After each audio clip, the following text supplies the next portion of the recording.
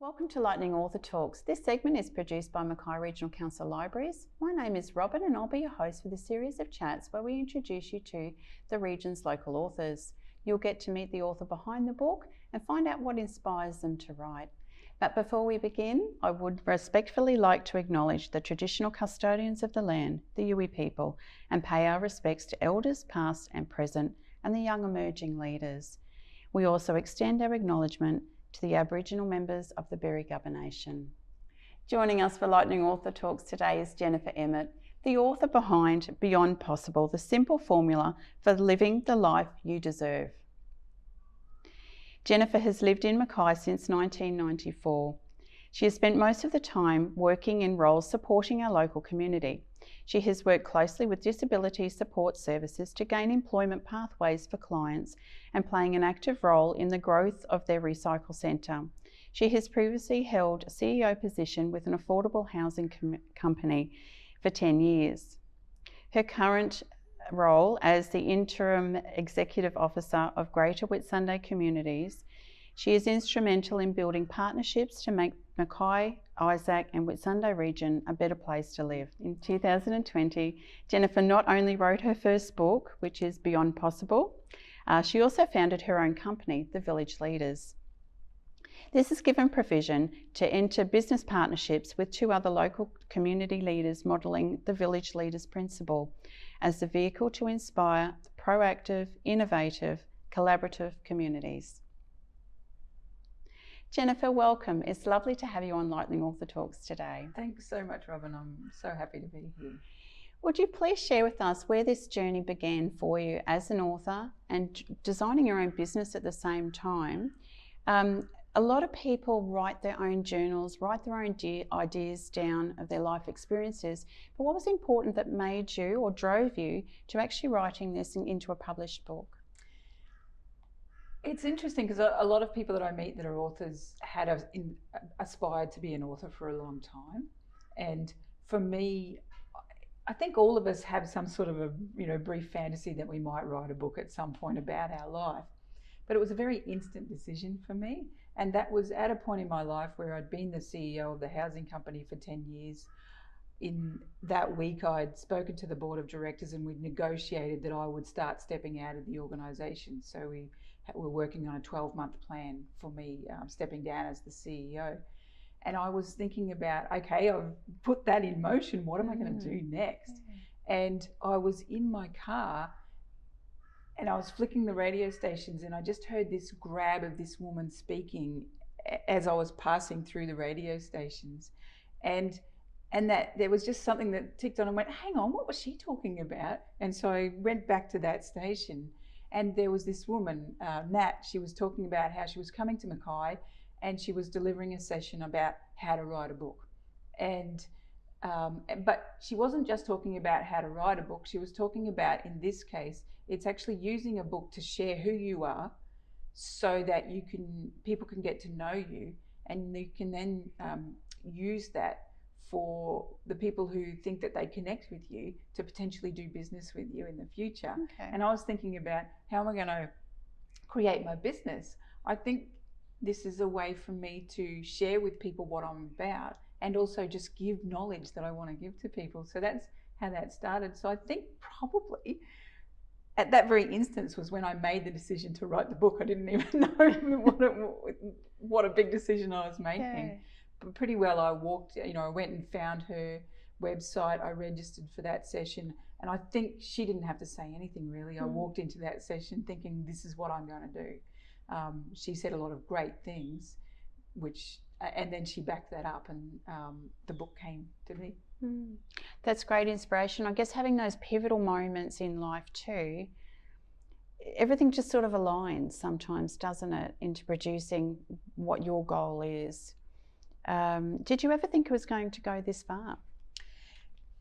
Well, I didn't know it was going to take me on such a journey. And also, when I thought about writing, that I was going to write the book, I still didn't see myself as being a writer. And I was so surprised on how much I actually loved the writing journey. You had to be disciplined. and I enjoyed that process, but it really made me think about what I thought about the world and my place in it, and what I wanted to share with other people. So the process of writing was a real growth activity for me. And then I thought, okay, I'll write this book, I'll put it out there, and I'll move on in my career to, setting up my company and moving away to other messages that I want to share with people. And I just can't move away from this message. I am doing other stuff. Yeah. But as I think about this concept of supporting people to be the best person they want to be for themselves, it's not something that I can just forget about. Like, the more I have written, the more I want to develop and give more, and then I want to develop and give more. So I think I didn't think it was going to become such a big part of my life, this message and information that I talk about in the book. I think I've read the book. Thank you very much. There's a few things that have resonated with me through the book, but I think it is like a toolkit. Like you said, it's presenting yourself as your best possible self, and having someone to then itemize the process of going about that. It really helps others and create that guide for people if they are at a bit of a loss, and what they're going to do next. I certainly recommend reading Beyond Possible. There was certainly one thing that resonated with me, which I must share. This is probably the best saying that I thought anyway was in the book. You've marked it as anonymous, so I'm not too sure who we should give credit to, but I give credit to Jennifer for putting it into the book. If you're searching for that one person that will change your life, take a look in the mirror. What was important about adding that into your book? I'm actually going to go back to a story that I do share in the book, and this was when I was 16 years old. I dropped out of school, and I really believed that I wasn't particularly intelligent, and that I was pretty well heading into not many opportunities in life. But there was an event that happened, or a number of events that happened, that I think I started to, get this seed of maybe I can do something that I want to do with my life. And so by the time I was 18 years old, and I was working as a shop assistant, and pretty well thought that was going to be my career for the rest of my life, because I wasn't educated as far as I was concerned. But I was starting to think about the fact that I'm going to be responsible for, I've got to make this life happen now. And so if I want to have a better living situation, or if I want, things in my life, I'm going to have to make this happen. And so I can still pinpoint the day exactly where I was standing, where at 18 years old, I made a decision that I was going to live a good life despite anything that came before that. And all these years later, I just go, that young woman made the best decision of my life, because every time when I was thinking, well, if I'm going to live this good life, what is it? What's a good life for me? And then it made me ask that question, well, how do I create this good life? And I'd set a goal for myself and achieve that goal, and go, oh, well, what else is in this good life? And I've had so many opportunities in my life, and I've forgotten the question why I started that story. That's okay. So did you ever think it was going to take you this far? Yeah. I think you've illustrated that too, Jennifer, by saying that you didn't feel as educated at 16, 18. I love these success stories though. You hear of people that have left school early on. For our own children, or those young people around us, we put so much pressure on finishing school, doing the right thing, achieving the best you can. I think that's the message though, is achieving the best you can, because as you are an example to that, it's a success story in that growth that you've undertaken from that schoolgirl all the way through your mature life now, and the experiences and the positions that you've actually held in life. And that's like career achievement, certainly, but other personal achievements are just as valuable to me as well. That some things I didn't think I'd achieve personally that I have achieved. They're all equally important to me: financially, career, relationships, my social life, my creativity, all of that stuff. It all knits together, doesn't it, to create the person? And I can sit here now in my 50s and go, I know that this path is nowhere near ended here. Like, I'm going to be able to look back in my 60s and 70s and go, wow, look where I've, what I've achieved from my 50s. Yeah, sure. Mm. That's a great story, Jennifer. Very great. And you do experience that throughout your book as well. What was your publishing experience along the way? Did you decide to self-publish or hired a larger company to do that? And I do really admire the design that you've got on the front. You wouldn't have had to incorporate an illustrator, but I'm interested in knowing the whole process that you've undertaken to get your book published. Okay. Yeah, the cover was done by a designer that came through the company that I went through. And initially I had my own design, but I was much happier with his design, and thought he came back with much better than what I'd done myself. So I was happy to have gone through that process. Having gone, it didn't even occur to me to self-publish after I heard this woman on the radio, and she turned out to be from an organisation called 48 Hour Author, and her whole sell is that you can sit down and write a book in 48 hours, which the point that she's saying there is they actually guide you through a process where you come together for a weekend and you record your chapters in 48 hours. But they sort of, over this 48-hour period, we've done some, unpacking of thinking about what's the purpose of my book, what's each chapter talking about, some brief outlines, and then you just spend a weekend solidly talking through that, and then they convert that to text, and then you come back and tidy it up is the process that they offer. For me, I like the process of sitting and writing, so I actually typed my whole book out, and by the time I got to this weekend retreat that they offered, I had the majority of my book already written, and that was just a discipline for me to say, okay, I've got to go to work at 9 o'clock every morning. I really want to get this thing done. And so I would just schedule to write between 5 and 8 each day to work on the book. And I often had Wednesdays off work, so my Wednesdays and my Sundays were also devoted to writing. And within a few months, I had the content sitting there.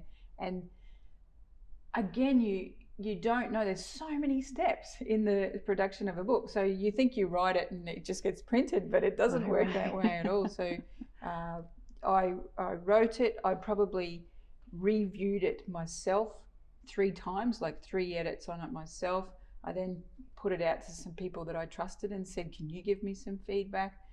Then it went to the company, and they put it through, linked me up with an editor. And so there was a number of reviews backwards and forwards with the editor, tidying things up. And then we started the out loud reading process. And so you actually read your own text out loud? That was the process. And yes, I did. But I know myself that once I was so embedded in this thing that I wasn't going to pick the mistakes. So I jumped onto Facebook and said to my friends, I'm writing this book. I've got 10 chapters. I need 10 volunteers who will volunteer to read one chapter out loud. And within an hour, I had my 10 volunteers. And so I broke it up and sent each volunteer a chapter. They recorded themselves reading it out loud and sent it back to me. I'm so glad I did it that way, to hear my words in someone else's voice, to go, oh, okay, so this is what it sounds like externally. Is that the message I wanted to send? So, and it just meant that I had 10 other people invested in telling me where the mistakes were in the book as well.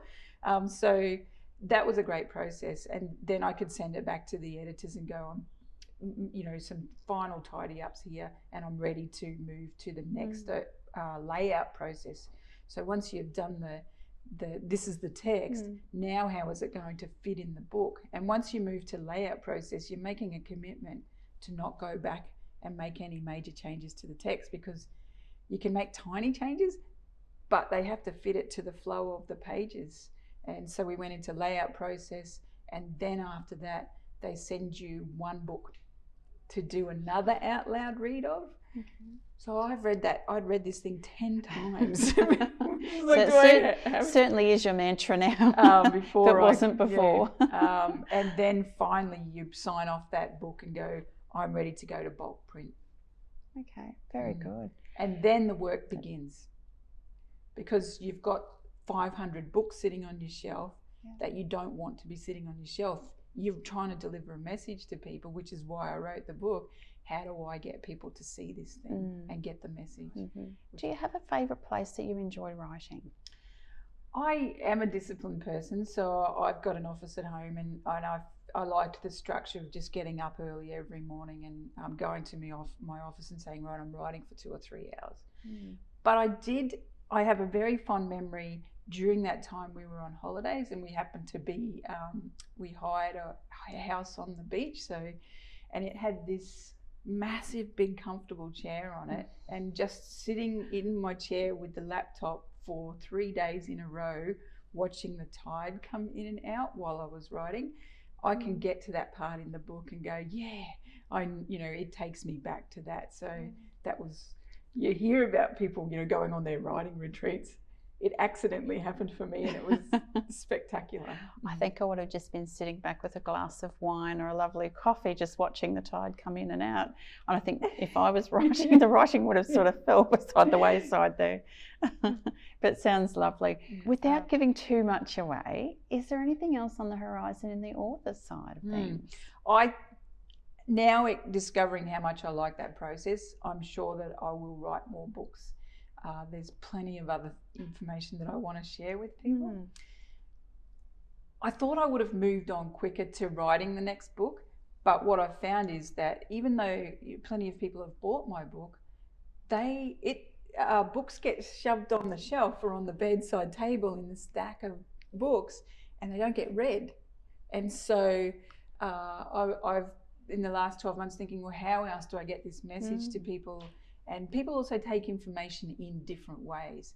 And so I developed a course and worked basically a 6-month guided, 6-week course where we started in COVID, so a meeting online, and that it turned out to be really well. We actually guide people through this process, right, and tested that with people, and that actually worked really well. People could come back and make definite changes in their life. But what I discovered is that was very intensive for me and for some of the people as well. And so I've got that course and I do deliver it, but I've also recently developed a 1-hour version of that, and so people can, for a very low cost, go through that process and learn and go, I'm definitely giving knowledge and resource in that one as well, so that they could make a decision. Will they just take that? Is that enough for them now? Or do they want to go on and learn other stuff from other people as well? Now, I understand you're also working in partnership with another author in Mackay who has her own business. Would you like to explain, because we're going back to, okay, you've sold a book, people are buying your books, but how are they going to open those pages and read and gain the knowledge that you've actually imparted in here? So you've set up another little program that you're doing. I'm very excited to be working with Kim Clyden, who is an excellent storyteller, and I have listened to when Kim was on radio. I loved the warmth of her voice and the way she talks. And so we actually connected at the library, and I asked him to record my book for me, because I, having been a long-term member of the library who has loved Belinda audiobooks, that I get that access through the library. I know how much more knowledge I've taken in because I can listen to it.